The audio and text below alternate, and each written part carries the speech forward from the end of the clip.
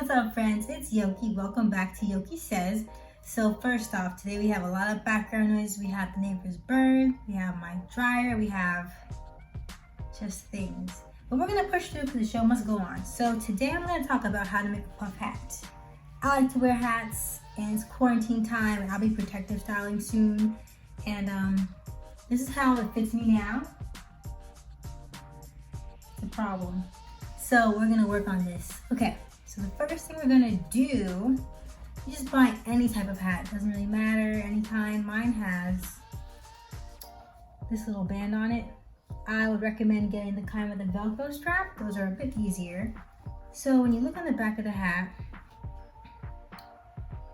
so you see the stitches, you're pretty much gonna cut. I have my scissors today. Any scissors can work, probably. So you're gonna cut along these lines. So pretty much if you fold it inside, you'll see them.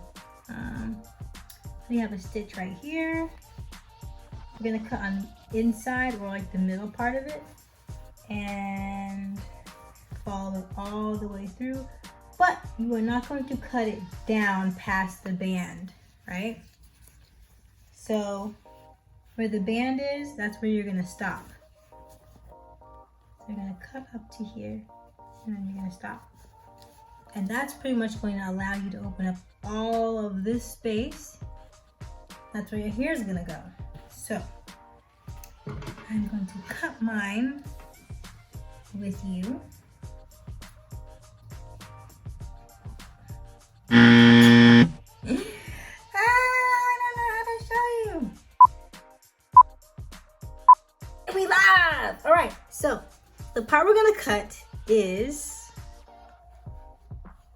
right there to here. So I'll just do little pieces. The first thing you're gonna do is cut right here. So I'm cutting right on top of the band, but so you put your hand in there so you can feel it.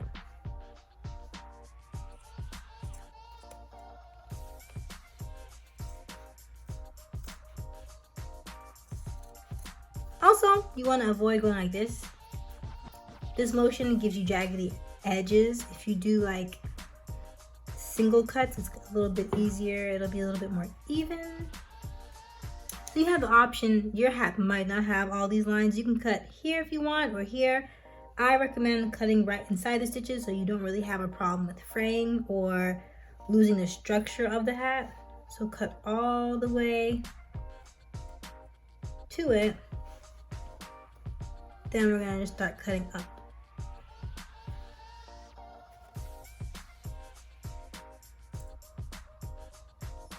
See, cutting right on the inside of those stitches.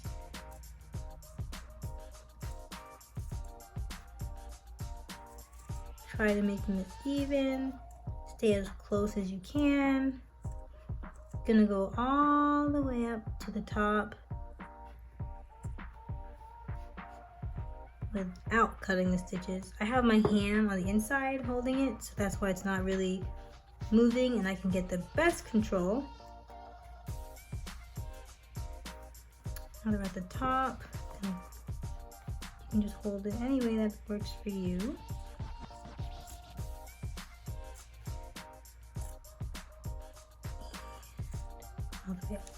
So now that we have this piece taken off, you're going to do, there's a stitch right here. It's pretty much the same stitch line. You're going to follow that all the way to the other side.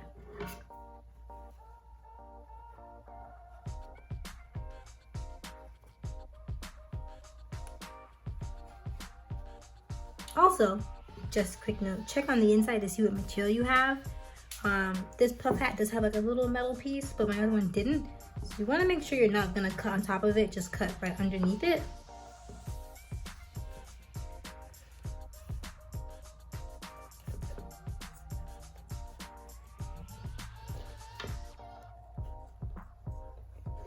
Make sure you have some sharp scissors, please. You don't want to cut yourself. You don't want to have all kind of crazy jaggedy edges. See how it's coming out nice and clean?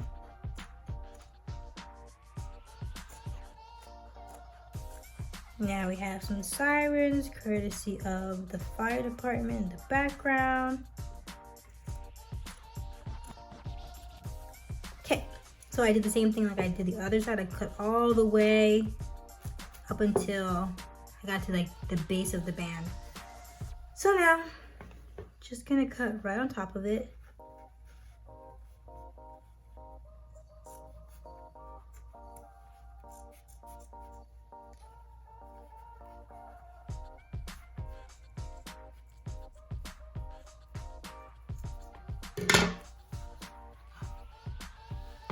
This one's kind of higher, so I'm gonna cut it down a little bit.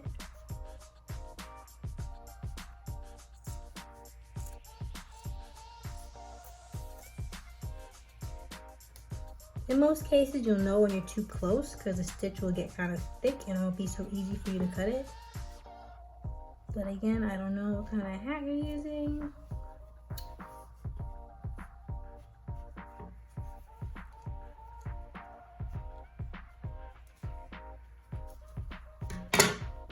Okay. Also, if you have any like ends pulling up and you want to secure it, you can always just take a lighter and run it over it so it won't fray out. And this is pretty much it.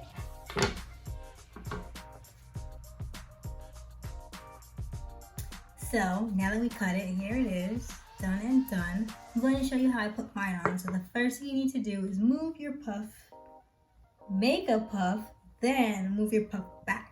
I always wear mine to the top of my head and that's not gonna work for this. So I'm just sliding it back, sliding it back.